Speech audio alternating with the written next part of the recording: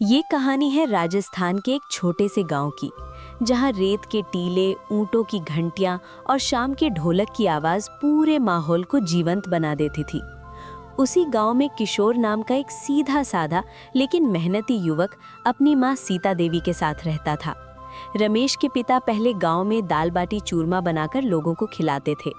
उनके हाथ का स्वाद इतना मशहूर था कि दूर दूर से लोग खाने आते थे। लेकिन समय बदला, लोग शहर चले गए और वो छोटा सा ढाबा भी बंद हो गया। घर की हालत धीरे धीरे खराब होने लगी। एक दिन रमेश ने अपनी माँ से कहा, अरे माँ, मुझे आपसे कुछ बहुत ही ज़रूरी बात करनी थी। हाँ रमेश बेटा, बताओ तुम्हें क्या बताना था। अरे माँ, वो दरअसल मैं इस काम को करके तंग आ चुका हूँ। ऊपर से इस काम में उतनी कमाई भी नहीं हो रही है कि घर चलाया जा सके। मैं ये सोच रहा था कि क्यों ना मैं दूसरे शहर के गांव में जाकर कुछ काम ढूंढूं। अरे बेटा, जो तेरा मन चाहे, और मुझे यकीन है कि तू जो भी करेगा सोच समझ कर ही करेगा। अच्छा बेटा, तू वैसे जा कहाँ रहा है? माँ, मैं सोच रहा था कि झारखंड के धनबाद में जाकर एक बार कोशिश करूं। वो मेरे पास भी पड़ेगा और मैंने सुना है कि वहाँ मुझे अच्छा खासा काम भी मिल जाएगा। ठीक है बेटा, जैसी तेरी मर्जी। वैसे अपना ध्यान रखना, और सबसे ज़रूरी बात, अपने दादा और पिता की जो रेसिपी है दाल बाटी चूरमा की, वो कभी मत भूलना। ठीक है माँ, मैं नहीं भूलूंगा। कुछ दिनों बाद रमेश काम की तलाश में झारखंड के धनबाद के पास एक छोटे से गांव में पहुंच गया। तभी जब रमेश रास्ते में काम और मकान ढूंढते हुए जा रहा था, तो उसे बरगद के पेड़ के नीचे एक काका दिखाई दिए। तभी रमेश उनके पास जाता है और कहने लगता है, अरे काका, आपको मेरा प्रणाम। मैं हूँ किशोर, मैं राजस्थान से आया हूँ। किशोर और राजस्थान से? तुम्हारा बहुत बहुत स्वागत है धनबाद में किशोर। धन्यवाद काका। वैसे एक बात पूछूं, यहाँ पानी की कमी तो नहीं है ना? क्योंकि हमारे यहाँ राजस्थान में तो हालत ऐसी है कि अगर कोई नल 10 मिनट भी चल जाए ना, तो लोग फोटो खींचकर रिश्तेदारों को भेजते हैं कि देखो भाई, आज घर में चमत्कार हो गया। ये तो बढ़िया था गुरु। वैसे कई लोग सच में ऐसा ही सोचते हैं, क्या ये सही है? अरे नहीं काका, हमारे राजस्थान का ही एक शहर उदयपुर झीलों की नगरी के नाम से जाना जाता है। अरे किशोर, मैं तो बस मजाक कर रहा था। वो तो मुझे भी पता है कि राजस्थान में भी बहुत जगह पानी और खूबसूरत झीलें हैं, और वहाँ की परंपरा भी बहुत अनोखी और दिल दहला देने वाली होती है। चलो ये सब छोड़ो, वैसे तुम यहाँ कैसे? अरे काका, वो दरअसल क्या है कि मैं काम की तलाश में यहाँ आया था और मुझे रहने के लिए एक घर और एक काम चाहिए था, ताकि मैं अपनी माँ को पैसा भेज सकूं और खुद भी अपने लिए इस्तेमाल कर सकूं। अच्छा, तो ये बात है। चलो, मैं तुम्हारी सारी परेशानियां दूर कर देता हूँ। मेरे पास एक घर है, तुम उसमें रह सकते हो। तुम आदमी बहुत अच्छे हो, इसलिए तुम्हें महीने का बस 2000 किराया देना पड़ेगा, वरना मैं दूसरों से 5000 का किराया लेता हूँ। और हाँ किशोर, मुझे अफसोस है कि काम तो तुम्हें खुद ही ढूंढना पड़ेगा। अरे काका, आपने मेरा सबसे कठिन काम पूरा कर दिया। आपका कोटि कोटि धन्यवाद। मैं आपका आभारी रहूंगा हमेशा। और रही काम की बात, वो तो मैं कहीं ना कहीं ढूंढ लूंगा काका, आप उसका तनाव मत लो। अच्छा ठीक है किशोर, चलो मेरे साथ, मैं तुम्हें घर दिखाता हूँ। तभी काका और किशोर दोनों घरे में चले जाते हैं, और काका के जाने के बाद किशोर अपने आप से बोलने लगता है, अरे वाह, यहाँ तो बहुत दयालु लोग हैं। मेरा आधा तनाव तो यहीं खत्म हो गया। अब बस काम की एक दिक्कत है। एक काम करता हूँ, आज जाकर आस पड़ोस की दुकानों में काम के लिए पूछ कर आता हूँ, शायद मुझे कहीं काम मिल जाए। तभी किशोर काम की तलाश में घर से निकल जाता है, और वो दुकानों में, रेस्टोरेंट में और घरों में जाकर काम के लिए पूछता है, पर उसे कोई काम नहीं मिलता है। थक हार कर वो घर वापस आ जाता है और अपने आप से कहने लगता है, अरे आज तो मैं कुछ ज्यादा ही थक गया हूँ।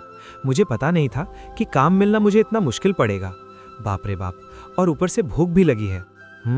और मैं खाना बनाने की हालत में भी नहीं हूँ। एक काम करता हूँ, बाजार जाकर कुछ खाना खा लेता हूँ। तभी किशोर बाजार के चौक में खाना खाने चला जाता है। जब किशोर बाजार के चौक में पहुंचता है, तो वो देखता है कि हर जगह बस नॉनवेज का ठेला लगा हुआ है और एक भी वेज का ठेला नहीं लगा हुआ है। तभी किशोर मन ही मन सोचने लगता है कि अरे ये क्या, बाजार में एक भी शाकाहारी ठेला या दुकान नहीं है। और जो शाकाहारी होते हैं उन्हें तो बहुत दिक्कत होती होगी। तभी किशोर घर चला जाता है और घर पहुंचते ही सोचने लगता है, अरे क्यों ना मैं दाल बाटी और चूरमा बनाकर बेचना शुरू कर दूं?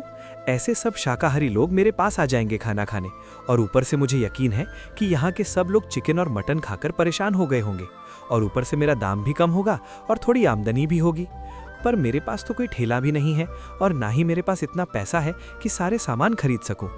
एक काम करता हूँ, क्यों ना मैं एक बार काका से बात करूं, अगर कोई सुझाव मिल जाए तो। तभी किशोर काका के घर जाने लगता है और काका के घर पहुंचते ही बताने लगता है।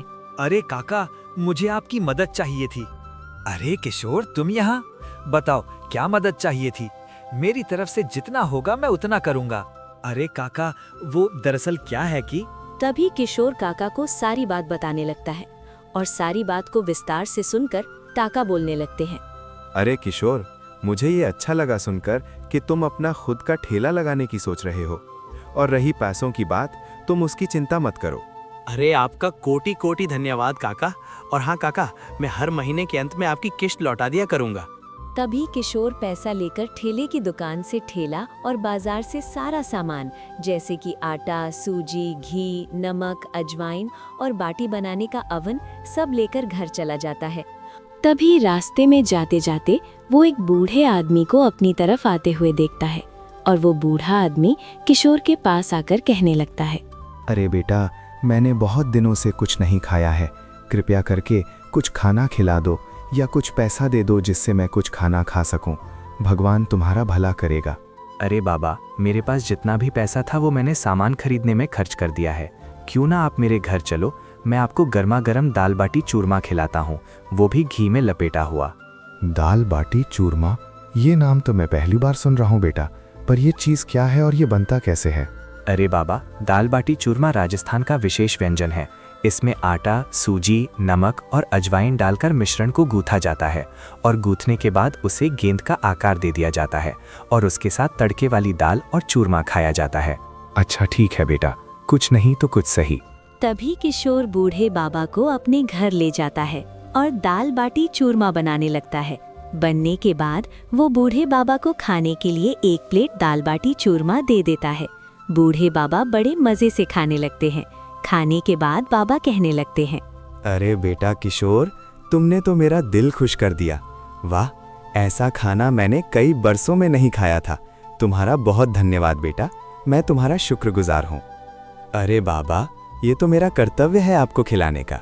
और अगले दिन किशोर सुबह सुबह सारी तैयारी करके बाजार के एक कोने में जाकर अपना ठेला लगा देता है और जोर जोर से कहने लगता है। आओ सा, आओ भैया, किशोर की गर्मा गर्म दाल बाटी चूरमा खाओ। एक बार खाओगे तो स्वर्ग की यात्रा कर जाओगे। आओ सा आओ, देर मत करो हया। उसकी आवाज सुनकर वहाँ दो आदमी आ पहुँचते हैं और किशोर के पास आते ही कहने लगते हैं। अरे किशोर भैया, दाल बाटी चूरमा? हाँ भाई हाँ, तुमने सही सुना। दाल बाटी चूरमा राजस्थान का सबसे बेहतरीन और खास व्यंजन है।